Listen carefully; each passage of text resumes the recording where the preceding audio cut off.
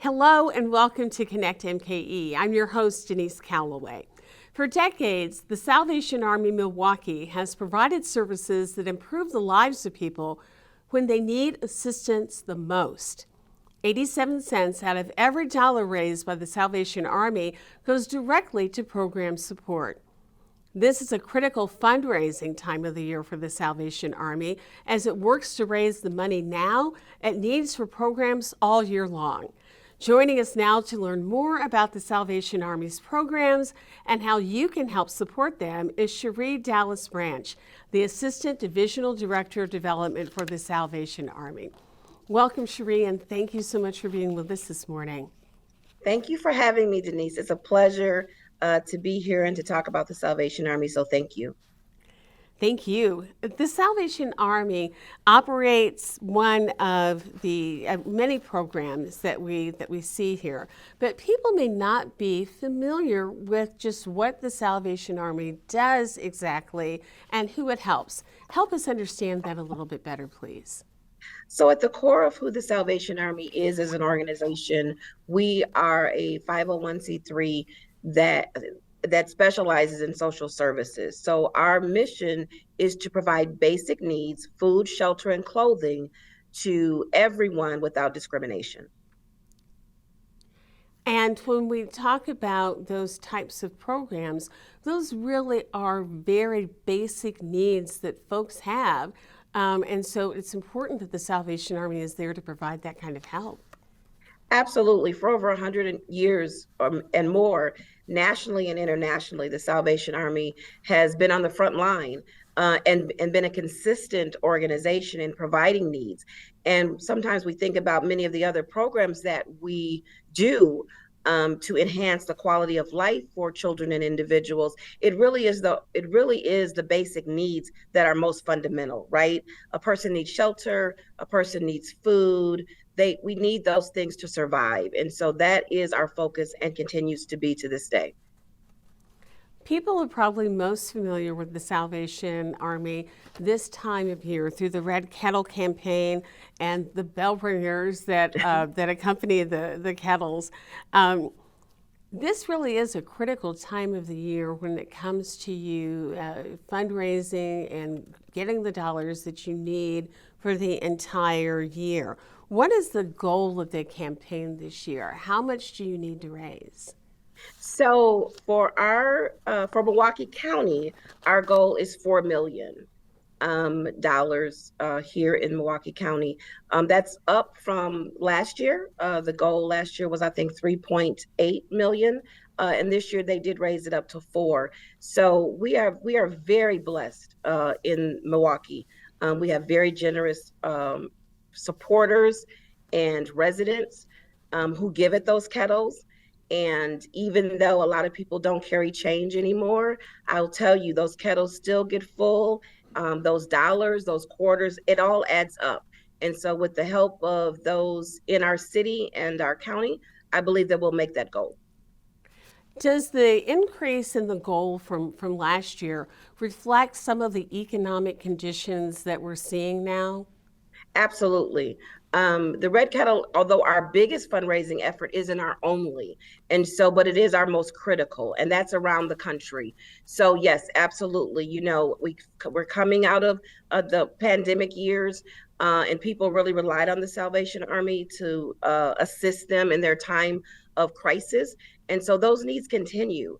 And so we know that the money will be used for those programs because we do find more people that may not have needed our services in the past are coming to us for help right now. A critical part of the Red Kettle campaign are the volunteers who ring the bells. How are you doing on volunteers this year, and is additional help still needed? Absolutely. So our volunteers are the core of what we do. We say they're our heartbeat, right?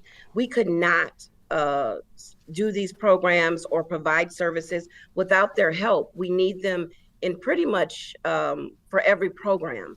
With that said, though, although we have a database of several thousand, we took a hit during COVID. We had a lot of seniors that volunteer or retirees. And so with COVID, they had to, stay safe. But some of them are starting to come back. A lot of the corporate groups, now that many people are back in the office and their organizations are allowing that kind of activity, they've come back tremendously this year. And for that, we are grateful. But we could always use more. So, we need 400 volunteers to help with our Christmas family feast, and we're about halfway to that number. And bell ringers, we always need bell ringers. And people can go to the Salvation Army website to be able to volunteer, correct? Absolutely. So to volunteer for Christmas Family Feast or Toy Shop, you would go to our website, samilwaukee.org. For bell ringing, you can also go to that website or directly to register to ring. Register to ring. Okay, perfect, perfect. You mentioned before that people, sometimes don't carry cash the way that they used to, but there is a new way that people are able to give this year called Tap to Give. How does that work? So, thank God the Salvation Army was thinking about this, the last couple of years. You would hear from many as they were coming out of the store that they just they don't carry cash anymore, right? So what do we all do now? We use our cards. And so we have Tap to Give allows us for an individual with their credit card to simply tap the screen. It's a predetermined amount, $5, $10, or $20, and it comes directly from their credit card. We store no information. It's just like a store in terms of when you tap it, all we see is the deposit. And people have been liking it. Now, I say that with the caveat that Milwaukee is a pilot city. We're trying it out this year. So we have about 30 locations throughout the city of Milwaukee. And overall, there are roughly 120 different Red Kettle locations. So yes, people aren't going to see it everywhere, but when they see it, they should know that it's safe to give. It's safe to give. We've tried it out. Many of us here, we've tried it out at some events. And again, sometimes the bell ringers may not be there. So look for that signage. It'll be obvious. Well, and that is an advantage for you as you go into the season where you're still looking for people to be able to volunteer for the Red Kettles. If people are able to find one of those locations, they don't have to worry about whether or not someone is there. Absolutely. But we know from research nationwide that people are more likely to give when there is a person standing there to engage with them. And so we like to, be able to say thank you. They see the bell ringer's smiling face. It really does make a difference, but we hope that people, when they see the kettle, even if no one is there, feel compelled to drop something in or to use their credit card. So people can give when they see one of the volunteers at the Red Kettle. They can also give through Tap to Give, but there are other ways that people can still give to support the work of the Salvation Army thanks to technology. Yes. So we've got a couple of ways to give. People also can text to give. They would text MKE and they would text that to the number 24365. So think of 24 hours a day, 365 days a year. That's how we remember here. And they can also go online at samilwaukee.org, and there is a donate button. We do a lot of things on social media, Facebook, Instagram, and we always include a way to donate as well. Great. Well, thank you. I know some people, even though I think we've all gotten a little more comfortable going out, some people still may prefer to stay closer to home. So it's great to know that there are those online options for folks as well. Absolutely. One of the things you mentioned just a few moments ago that is also a huge event for you all this time of year is the Christmas Family Feast. Now, it's been a little bit different in the past couple of years because of COVID. What are plans for the Christmas Family Feast this year? So this year, we're excited. Even during COVID, we were able to still offer Christmas Family Feast. It just looked differently. So instead of in-person dining, we had drive-through and carry out for 2 years. We still served over 4,000 individuals. And that was great. And not only that, people were very appreciative that we still were able to offer the dinner on Christmas Day, even during COVID. With that said, we, like the rest of the country, are looking at ways to re-engage and reopen. So we are back in person. It will look a little different just for some safety precautions. So we're asking that while people are in line waiting to be seated, that they wear a mask. We're also going to, instead of having the seating in the ballroom for 1,500, it'll be scaled down for 1,000 at a time. So things like that, just to take some precautions. We will have different lines set up to get your meal. So instead of it being brought to your table, people will be allowed to come pick up their meal and then go sit down. And we'll have volunteers to help with small children and those that are in need of assistance. And the reason for that is, again, based on the volunteer count. With that type of service that we offered pre-COVID, we needed about 400 to 500 volunteers just that day to pull that off. And so we're trying to make adjustments with less volunteers, but be able to offer still a very festive and warm environment for people to enjoy a holiday meal. Who can come to the Christmas family feast? Anyone, the entire public is welcome. Many years ago, over 33 years ago, when Family Feast first started, it was designed for people that did not have any place to go or who were homeless. Since then, as you know, it's become a Milwaukee tradition. And so we have families and generations of families who not only come down and eat a meal, but they also volunteer as their give back. And so we have companies and churches that have done this for many years. And so it really is about community and being able to say Merry Christmas with a fellow neighbor or a stranger, and just to spread that holiday cheer. So we're excited to be back. We will be offering some additional activities, if you will. We'll have a DJ on site, as we always do. We'll have a little live singing. We will also have I'm really excited about a local writer of children's books. She has agreed to come in on that day and autograph about 100 plus books for small children that are part of her new series. And so just to be able to, again, to give to those that come, we're really looking forward to it. Another program that you have this time of year is Coats for Kids program. What is that program and how does that work? So for many years, we've been partnering with Fox 6 Coats for Kids, and we do a huge campaign for almost a month. The giveaways have started. So clients, people in the community have been able to make appointments to come in and pick a coat for not only themselves, but for their families, for their children. So we have all sizes, children through adults. And so they've been doing that for over a month now. And that will pick back up right after Christmas, where people will be able to make an appointment and come in and pick out a coat. That's really wonderful. These efforts that you've talked about and described to help other people during the holidays are only part of the work that the Salvation Army does. In just 1 minute, we'll be back and we'll learn more about other ways the Salvation Army supports the community throughout the entire year.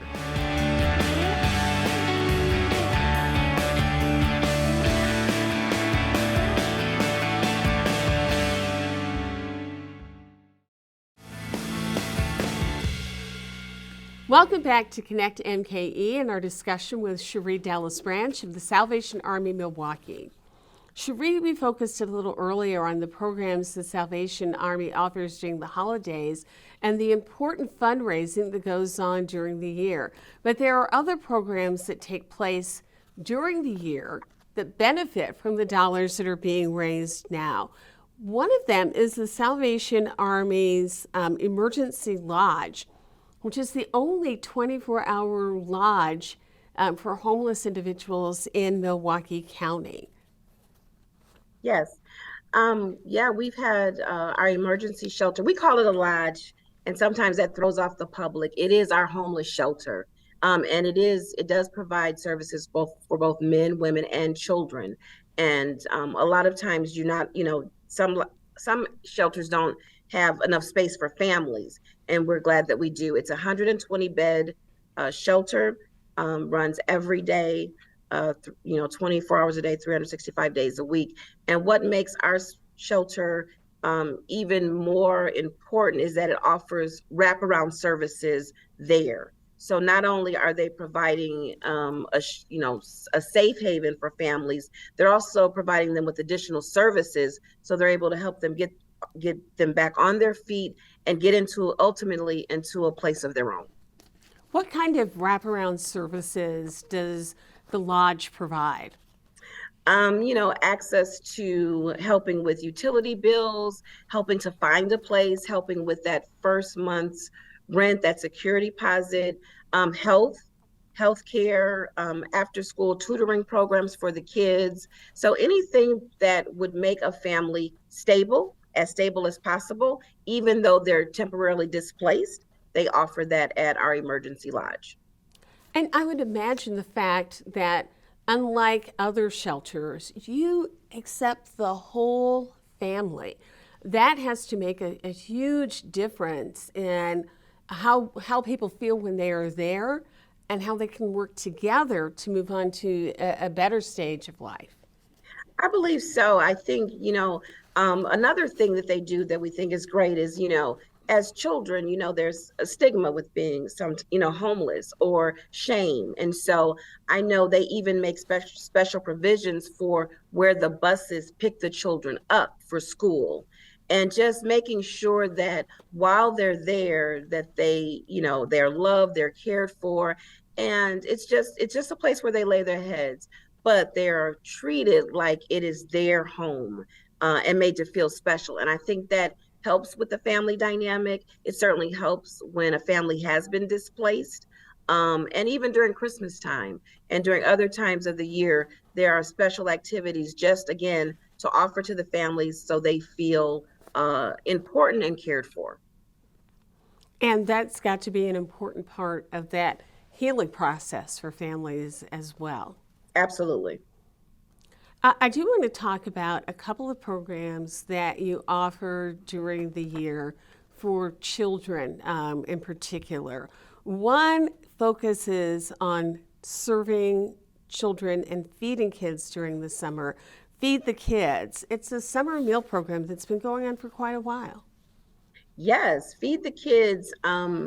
We love this program.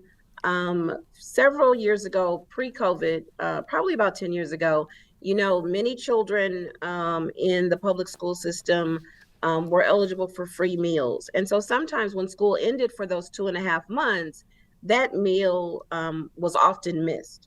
It was no longer provided. And so the Feed the Kids program goes into neighborhoods and parks and where children gather. They have stops 5 days a week, and it's about a 10-week program. And there they provide bag lunches for the children and adults. If adults come up to the truck or if adults come with their children, they're given a lunch as well. And so it's a program that's very popular, but also it's something that's needed. And so again, we have many and volunteers come every day and make the lunches fresh, and then they go out. And the kids, again, they know where the sites are, and they do come. So we're happy to be able to provide that service. Now, during COVID, many others came and developed programs as well, even MPS. So they too started offering those lunches for families. And so now more have joined into that effort to help feed children all year round. But we know that the levels of poverty are such in Milwaukee that all the help that's possible is needed. The work that you all do is still around that particular program is still so critically important, even with others joining in. Even it just makes it even better, because then we're not missing anyone, right? So if a family can't come to one of our locations, but there's another location even closer to where they live, not everyone has a car or transportation, being able to offer those additional sites, I think really helps to make sure that we're delivering to all families. And One of our the things, numbers were up this year quite a bit, actually, in terms of distribution. wow. One of the things that you do is you also help kids at the beginning of the school year with the Backpacks for Kids program. Yes. So we partner with another sponsor for a drive. We raised $50,000 this year, and we buy school supplies, backpacks, and then we pick 5 different schools a year in MPS and Waukesha, and distribute those book bags. Last year, we started and we continued this year, not only supplying book bags to the kids at the beginning of the year, but also bulk supplies. Because what we heard from teachers is that, those new pencils and pens, they last only for a moment. The kids really do need additional things throughout the school year. And so we purchase bulk supplies, deliver them to the schools so the teachers have access and are able to assist those students who have additional needs. Well, that's tremendous because, as you said, pen, paper doesn't last forever. Correct. Yes. One of the other programs that I want to talk about very quickly that you provide is the Salvation Army Chaplaincy Program. It's a partnership with the Milwaukee Police Department and that helps people when they may be incredibly vulnerable. Absolutely. We are in Milwaukee really proud of this program. It has become a national model. And so the Milwaukee Police Department partners with our chaplaincy department. And when there is a need, and it's often some of the most hardest cases. So if there is a death, a shooting, a fire, a suicide, many times the police department will reach out to our chaplaincy department and they come alongside of them to the scene to provide spiritual support. And sometimes that spiritual care doesn't always mean a prayer. It could, but it could mean just a listening ear. It could mean just a hug. It could just be their very presence has become a beacon for many in the community. So they see them in their red vest and they know they're there to provide that additional support. Well, thank you so much for being with us this morning on Connect MKE, and thank you also for the work the Salvation Army does all year long. Thank you so much for having us, and thank you too for all that you do. Thank you for joining us this morning on Connect MKE. I'm your host, Denise Callaway. As we close, music plays an important role in celebrations this time of year and all year round. So let's celebrate with the St. Anthony School African Drummers. Be well, and we'll see you soon. But gotta pay attention to the break.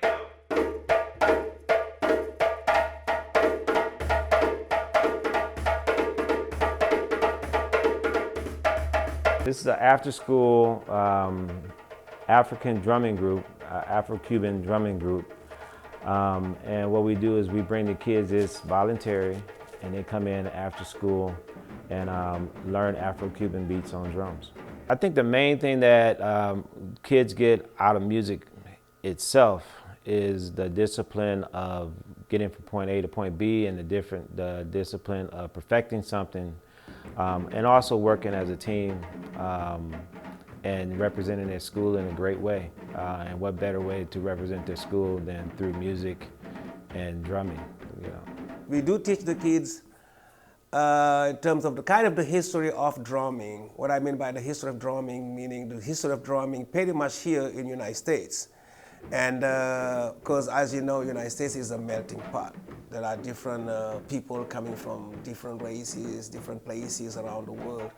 So if you look at it in that standpoint, you cannot say like this music freely from Africa or this one is the fault, because if something like we all speak, something that we all feel, so that means it belongs to everybody, it belongs to all of us. But to a certain extent, it's good for the kids at least to know history. So what we've been doing in this program is teaching the kids the origin of the music here. Of course, coming mainly from Africa and brought over here or around places around the United States by the African slaves. So that's what we've been doing, and we've been talking about. We built it up from rumba, which is like one of the main beats, like well known all around the Cuban area, you know, Puerto Rico, Cuba, you know, and places like that. And nowadays it's very popular around the world, and that came from Africa. We learned African culture. They have history, like important things we need to learn now. Educating a child holistically is great. So instead of just educating or developing one side of the brain, we want to also develop the creative side of the brain as well. And African drums is one of the best ways to do it. You know, working with rhythms, working with an ensemble, working as a team in order to make beautiful music together is an awesome way to do it. I don't really look at it as extracurricular. Music is a curricular event for us. We just happen to do it after school. I just like learning about like new beats and stuff and friends. No, I just like taking drumming and just doing music and stuff. Kids get excited about coming in and being able to make music and play rhythms together and play drumming, do drumming together. And we have pretty much 100% attendance. So once you get it together and everything sounds really good, kids get excited about it. So being excited about being at school is a good thing. I take this class because it makes me learn more stuff, and I get to learn about the African drums, and I get to meet new friends, new people, and stuff like that. When you start a project like this, when you see the outcome, when you see the impact that that project has, you know, but it does to the kids. And of course, overcoming one challenge, which is like not knowing how to play one beat and get to one point where not only you know how to play the beat, but you master it, you know. You see that smile, you see that, you know, all of that. So you're teaching them like a teamwork spirit. So they learn how to interact among themselves, you know, in a positive way. That's another thing. Leadership skills involved too, because you get to one point where you get them to learn how to lead the group. I mean, a lot of these kids, they come, you know, they come from different backgrounds, so stressed out and all kind of stuff. But music helps relieve all that stress, all that anger, all that frustration. You see what I mean? Helps you definitely become a positive person instead of a negative person. Because once you get your drum, you play music and stuff like that, through the drums, you get rid of all those negativity, dealing with frustration, again, anger, and all kind of stuff you go through in life.